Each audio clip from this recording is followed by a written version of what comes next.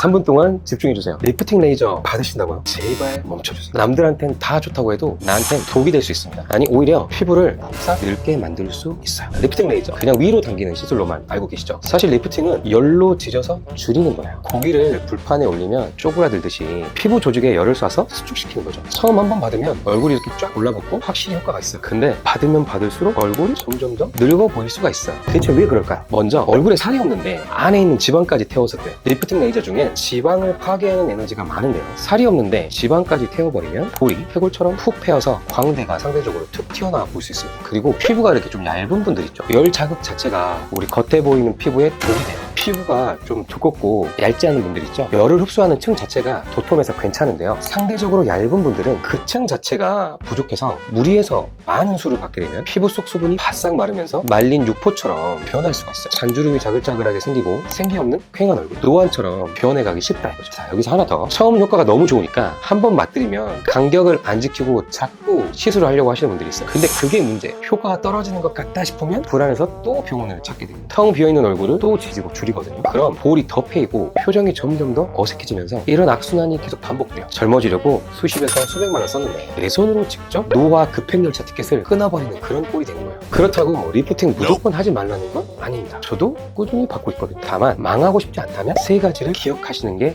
좋습니다. 첫 번째, 내 피부에 맞는 장비를 고르세요. 상담도 하고 받아보기도 하시면서 처졌다 싶으면 무조건 울세라, 무조건 써마지 이렇게 받으시는 분들이 많은데요. 살이 많아서 처진 거면 지방을 줄이는 인모드나 울세라가 맞지만 살은 없는데 탄력만 떨어지는 거면 피부 결을 쫀쫀하게 잡아주는 써마지나 올리지오가 더 맞을 수 있어요. 결국 내 고민이 뭔지에 따라 장비가 완전히 달라져야 하는 거예요. 두 번째, 제발 주기 좀 늘리세요. 처질 것 같아서 바로 가지 말고 정해진 나의 주기를 찾으세요. 리프팅 자주 한다고 더 가림해지고 더 어려 보이는 거 아니에요.